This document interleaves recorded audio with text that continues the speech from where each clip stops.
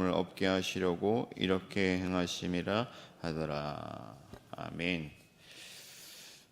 누가는 예수님의 직접 제자는 아니지만 그는 여러 자료들을 이용하고 예수님이 지상에 머무실 때 동행했던, 가까이 있었던 제자들을 인터뷰하는 방식으로 누가복음을 기록했습니다. 그의 목적은 예수 그리스도의 오심과 또 구속하심과 또 승천하시기까지의 일들을 상세히 차례대로 기록하는 것이 누가의 목적입니다. 그래서 그는 가장 먼저 예수님의 오심을 준비했던 세례 요한의 출생을 기록하고 있습니다. 그리고 이어서 곧바로 예수님의 출생에 대한 예고를 기록하고 있습니다. 누가는 의도적으로 예수님의 출생과 세례 요한의 출생을 나란히 병행하여서 기록하고 있는데 이 각각의 사건들에는 유사점과 또 차이점이 있어요. 이것을 통해서 예수 그리스도의 메시아 되심을 좀 더 강조하고 부각하려고 하는 것이 이 누가의 의도였습니다. 그러니까 유사한 점들을 통해서 반복함으로써 강조하고 또 차이 나는 부분을 통해서는 예수 그리스도의 탁월성, 예수 그리스도의 신성과 그분의 어떤 사명을 돋보이게 하려는 것이 이 누가의 의도였습니다. 결국 우리는 이 요한의 출생을 통해서도 예수 그리스도를 보게 되는데 이 세례 요한이 그리스도를 예비하기 위해서, 증거하기 위해서 이 땅에 왔기 때문에 이 세례 요한은 출생에서부터 성령의 충만함을 받아서 그의 직무에 충실했다고 볼 수가 있습니다. 이것이 참 영광입니다. 우리도 나면서부터 주님께서 부르시는 그날까지 그리스도를 위하여 살 수 있다면 그것이 얼마나 큰 영광이 되겠습니까? 저와 여러분들이 그렇게 되기를 바랍니다.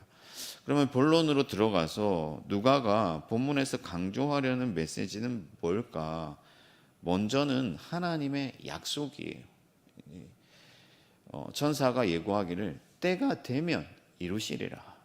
이것이 핵심입니다. 하나님의 약속. 우리가 구약, 신약, 성경을 옛 약속과 새 약속으로 부르는 이유가 있습니다. 왜 그러냐면은 하나님의 말씀이 하나님의 약속으로 가득하기 때문에 그렇습니다. 구약에는 하나님 나라와 그분의 구속의 경륜에 대한 그리고 메시아에 대한 약속이 가득 차 있습니다. 내가 메시아를 보내겠다. 내가 새롭게 하겠다. 내가 모든 것을 회복시키겠다. 완전하게 하겠다. 슬픔이 없게 하겠다. 이런 약속들이 가득한 것이죠. 본문을 보아도 번을 서고 있던 사가랴에게 천사가 나타나 예고하죠. 예고 자체가 이 메시지 자체가 약속이에요. 그래서 이 약속을 주시는데 안타깝게도 사가랴가 믿지 못하죠. 믿지 못해서 추가적인 증표를 받게 됩니다. 그게 뭐냐면은 말을 못하게 되는 것이죠. 이것은 벌이라기보다는 약속을 강조하기 위한 반드시 이루어질 것이라는 그 하나님의 약속은 반드시 성취된다는 그 사실을 강조하기 위한 어떤 장치라고 볼 수가 있습니다. 심지어 그가 말을 하지 못하리라는 약속, 그리고 때가 되면 다시 말을 하게 되리라는 약속조차도 다 성취되고 있습니다. 여러분, 하나님은 약속하시는 하나님이세요. 메시아를 약속하셨고 구원을 약속하셨고 하나님의 나라를 유업으로 주시겠다고 약속하셨습니다. 그리고 그 약속을 마침내 반드시 신실하게 이루시는 분이 바로 하나님이십니다. 이 세례 요한이 그 출생을 하게 되는데 말라기 4장 5절에 보면 하나님께서 먼저 엘리야를 보내시겠다 하셨거든요. 그래서 오늘 본문에도 이 세례 요한이 엘리야의 어떤 그 역할을 하는 것을 우리가 알 수가 있습니다. 그러니까 하나님께서는 모든 하나님 자신의 말씀, 그 약속을 이루시는 분이라는 것을 이 본문 전체를 통해서 강조하고 있는 것이죠. 사랑하는 성도 여러분, 하나님은 약속하신 바를 반드시 이루시는 능력의 하나님, 신실하신 하나님, 선하신 하나님이신 것을 믿으시기를 바랍니다. 그가 그리스도를 여러분에게 보내신 같이 여러분들에게 약속하신 모든 것을 이루실 거예요. 성령을 주시겠다 약속하시고 또 성령을 우리에게 주셨습니다. 그러므로 하나님의 약속에 대한 기대를 가지고 그 약속을 믿으며 오늘 하루도 살아가시고, 또 오늘 이 새벽에 하나님께서 여러분들에게 약속하신 것들이 있다면, 말씀을 통해서 여러분들에게 나타내시고 또 주신 모든 약속이 있다면 그 약속이 이루어지기를, 성취되기를 간절히 기도하시기를 바랍니다. 누가가 강조하고 있는 두 번째는 하나님의 능력입니다. 하나님의 능력. 그러니까 사가랴가 늙고 아내도 나이가 많았다. 그래서 이 본문 구석구석에서 이 사가랴가 불임의 상태, 그러니까 물리적으로 이 땅에서는 아이를 낳을 수 없는 상태라는 것을 기록하고 있습니다. 그들이 아들을 낳는다는 것은 불가능한 일입니다. 그래서 스가랴가 믿지 못한 이유가 있어요. 그냥 불신하는 게 아닙니다. 당연히 그렇기 때문에 불신하는 거예요. 그가 아들을 낳는 일은 현세의 모든 질서와 작용으로는 절대적으로 안 되는 일이죠. 그렇다면 하나님께서 굳이 나이가 많아서 더 이상 아들을 낳을 수 없게 된 이 사가랴에게 아들을 주신 이유가 뭘까요? 물론 그들이 의인이고 흠잡을 데 없는 사람이고 그들이 기도하는 사람이었기 때문에 그들을 선택하신 이유도 있겠지만은, 이 누가가 기록하면서 강조하고 싶은 것은 하나님의 능력이죠. 약속을 하더라도 능력이 없으면 해줄 수가 없어요. 제가 우리 아들에게 자전거를 한 대 사주겠다 약속을 했더라도 능력이 없으면 안 되는 것이죠. 하나님은 능력의 하나님, 새로운 창조를 행하시는, 그러니까 아브라함도 아들을 주시겠다고 했는데 믿지 못하여서 웃었잖아요. 그러나 하나님께서는 100세에 그에게 아들을 주시고 그 아들을 통하여서 마침내 우리에게 약속하신 예수 그리스도를 주신 것이죠. 이것이 전능한 하나님의 능력입니다. 하나님은 새 창조를 행하세요. 죽은 자를 다시 살리세요.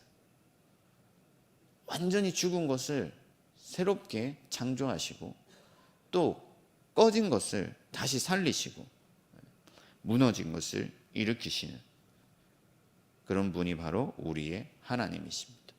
하나님은 제2의 아담이신 예수 그리스도를 이 땅에 보내셔서 그분을 통하여서 새 인류를 시작하시고 새로운 창조를 행하시는 것이죠. 우리 같은 영 죽을 죄인이 어떻게 구원을 얻을 수가 있습니까? 여러분 스스로를 돌아보면요, 우리 자신을 보면 불가능한 것 같아요. 나 같은 죄인이 정말 이 사망의 어떤 씨앗을 품고 있는 이 악한 자가 거룩한 하나님의 자녀가 되고 영생을 얻고 하나님 나라에 들어가서 의의 영광을 누리면서 하나님과 영원토록 살게 된다. 불가능한 일 같죠.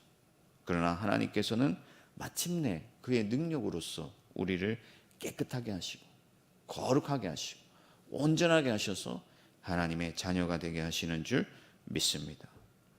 하나님께는 아무것도 불가능한 일이 없어요.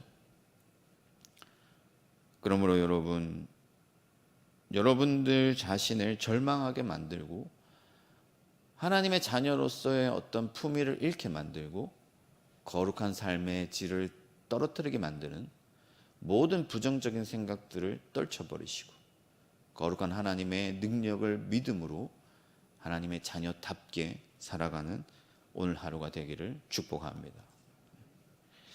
마지막으로 누가가 강조하고 있는 것은 주의 성령입니다. 성령. 그러니까 하나님의 약속의 어떤 포인트들이 있는데 그 중에 가장 중요한 것 중에 하나가 뭐냐면은 바로 성령이에요. 하나님의 영으로 시작해서 하나님의 영으로 마치게 됩니다. 구약의 선지자들이 여호와의 날, 하나님의 날, 그의 날, 그러니까 모든 것을 회복시키시고 새로운 예배자를 찾으시는 그 날에 대하여서 예언하면서 빠뜨리지 않고 얘기하는 것이 하나님의 영이 임하는 거예요.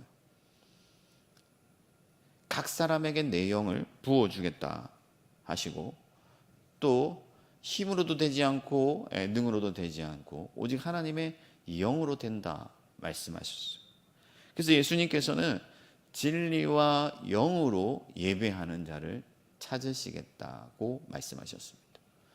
그러니까 하나님의 영이 없으면은 예배할 수가 없고, 하나님의 영이 없으면은 구원을 받을 수가 없는 거예요.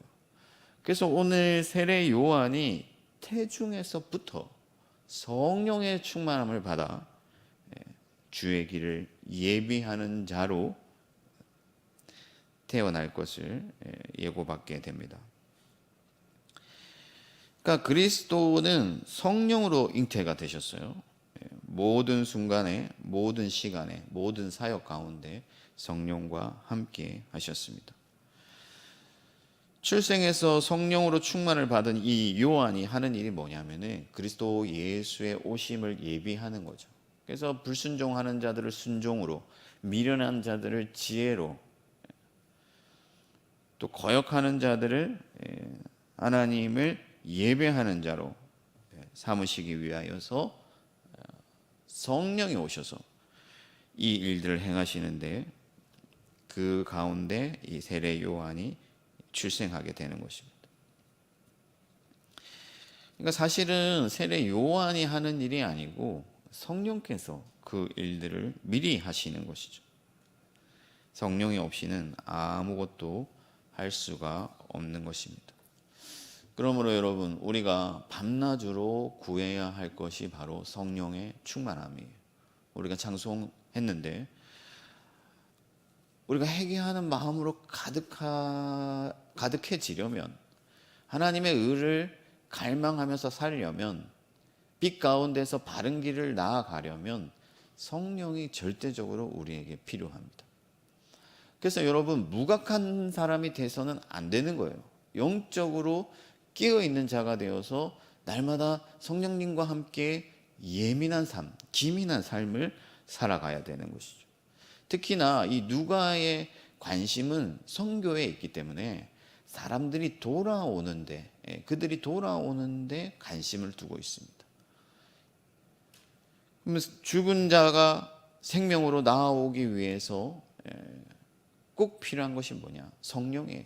여러분들이 어떤 사람들을 구원하고 싶어도 성령의 능력이 없이는, 성령의 도움이 없이는 절대적으로 불가능한 것이죠. 성령께서 사람들의 마음을 여시고 그 사람의 마음을 부드럽게 하시고 그를 예배자로 삼아 주셔야만 그가 하나님께로 돌아올 수가 있는 것입니다. 그래서 성령이 없이는 선교가 불가능해요. 오늘 이 새벽에 성령의 충만을 구함으로 하루를 시작하시기 바랍니다. 그래서 여러분들 마음에 성령이 가득하여서 예수 그리스도의 구원에 대한 감사와 그리스도의 십자가에 대한 감사와 또 하나님의 나라에 대한 갈망과 또 하나님의 능력을 의지하는 힘이 여러분들에게 생겨난다면 여러분들의 하루는 달라질 거예요. 어제와 같은 하루가 아니에요. 하나님께서 새 역사를 쓰시는 그런 하루가 될 줄 믿습니다. 말씀을 정리하겠습니다. 여러분, 요한은 출생에서부터 그의 역할에 충실하고 있습니다. 오직 예수 그리스도를 드러내는 것이죠. 그리스도께서 오셔서 우리를 구원하여 주십니다. 우리를 새롭게 하십니다. 하나님의 능력이신 그리스도께서 이 땅에 오셔서 우리를 새롭게 하시는 것이고 이미 우리는 새로움을 받았습니다. 그러므로 여러분들의 삶을 질을 떨어뜨리는 또 침체에 빠뜨리는 모든 부정적인 생각들을 떨쳐버리고 오직 성령과 함께 요한처럼 예수 그리스도의 다시 오실 예수 그리스도의 길을 예비하는 저와 여러분들이 되기를 주님의 이름으로 축원합니다. 하늘에 계신 우리 아버지, 아버지의 이름을 거룩하게 하시며 아버지의 나라가 오게 하시며 아버지의 뜻이 하늘에서와 같이 땅에서도 이루어지게 하소서. 오늘 우리에게 일용할 양식을 주시고 우리가 우리에게 잘못한 사람을 용서하여 준 것 같이 우리 죄를 용서하여 주시고 우리를 시험에 빠지지 않게 하시고 악에서 구하소서. 나라와 권능과 영광이 영원히 아버지의 것입니다. 아멘.